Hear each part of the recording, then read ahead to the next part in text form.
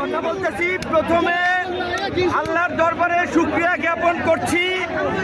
আল্লাহ আমাদের উপরে রহমত নাজিল করেছেন, এই ফ্যাসিস্ট হাসিনা সরকারের পতন ঘটিয়েছে। দ্বিতীয়ত, বিপ্লবী ছাত্র জনতাকে অভিনন্দন এবং শুভেচ্ছা। ধারাবাহিক লড়াই সংগ্রামের মাধ্যমে হাসিনার পতন নিশ্চিত করেছে। এই হাসিনার পতনের মধ্য দিয়ে আমাদের প্রাথমিক বিজয় অর্জন হয়েছে, কিন্তু এখনো আমাদের অনেক কাজ বাকি আছে। এই ফ্যাসিস্ট হাসিনার যারা দোষর ছিল রাজনীতি কিংবা প্রশাসনে, তাদেরকে চিহ্নিত করে বিচারের মুখোমুখি করতে হবে। এখন পর্যন্ত অন্তর্বর্তীকালীন সরকার হয় নাই, এইখানে যেন কোন সামরিক শাসন কিংবা কোন ভারত নিয়ন্ত্রিত সরকার প্রতিষ্ঠা না হয়। সেই জন্য রাজনৈতিক ঐক্যমতের ভিত্তিতে অনতিবিলম্বে অন্তর্বর্তী সরকার গঠন করতে হবে এবং ছাত্ররা ডক্টর মোহাম্মদ ইউনূসকে প্রধান করার যে প্রস্তাব দিয়েছে, আমার দল এবং আমরা সেই প্রস্তাব সমর্থন করছি।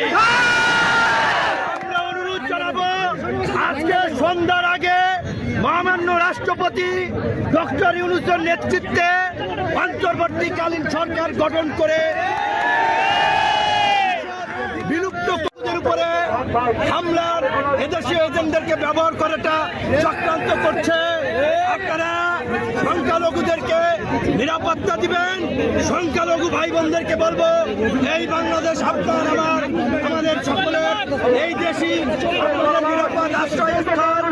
সবাই আপনারা মিলেমিশে থাকবেন, সকলে শান্ত থাকবেন, শান্তিপূর্ণভাবে আনন্দ উচ্ছ্বাসের বহিঃপ্রকাশ ঘটবেন। যারা গুরুতর অপরাধ করেছে তাদের ক্ষমা নাই।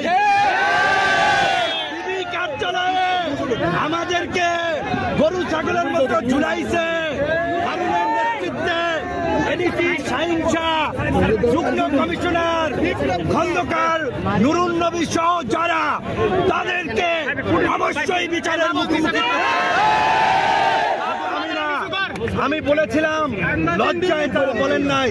জামাতের সেক্রেটারি জেনারেল থেকে শুরু করে ফুটবলার আমিনুল ভাই, নীরব ভাই, বিএনপি জামাত বিরোধী দলের নেতৃবৃন্দকে গরু ছাগলের মতো পিটাইছে। প্রশাসনের মধ্যে এই দুর্বৃত্তদেরকে চিহ্নিত করে অবশ্যই চাকরিচ্যুত করে জেলে ভরতে হবে। আপনারা গণ অধিকার পরিষদের নেতা কর্মীদেরকে বলবো, অন্যান্য এই আন্দোলন সংগ্রামে অংশগ্রহণকারী দল ছাত্র জনতার সাথে মিলেমিশে এলাকার শান্তি এবং স্থিতিশীলতা রক্ষায় কাজ করুন। দুর্বৃত্তরা, দুষ্কৃতকারীরা যেন কোনো অঘটন না ঘটায়, আপনারা সেই বিষয়ে সতর্ক থাকবেন। আমি আমাদের রাজনৈতিক কার্যালয় পল্টনে গিয়ে আপনাদের সাথে শান্তিপূর্ণভাবে দেখা সাক্ষাৎ করে বাসায় যাব।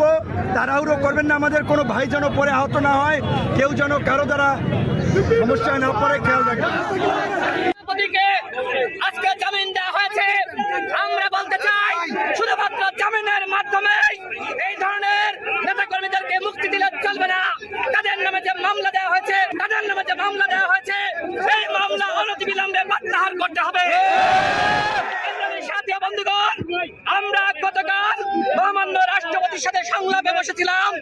আমরা আহ্বান জানিয়েছি, অনতিবিলম্বে অন্তর্বর্তীকালীন সরকার দিতে হবে এবং এই অবৈধ সংসদকে বিলুপ্ত ঘোষণা করতে হবে। যদি এই সংসদ বিলুপ্ত না করে আর এমনকি ১/১১ বানানোর ষড়যন্ত্র করা হয়, ফখরুদ্দিন মঈনুদ্দিন বানানোর ষড়যন্ত্র করা হয়, বাংলাদেশের জনগণ সেটি মেনে নেবে না। আমরা এই মুহূর্তে আমাদের সভাপতিকে নিয়ে আমরা পল্টনে যাব। বাংলাদেশের জনগণ এবং দলীয় নেতা কর্মীদেরকে পল্টনে জড়ো হওয়ার আহ্বান জানাচ্ছি। ধন্যবাদ।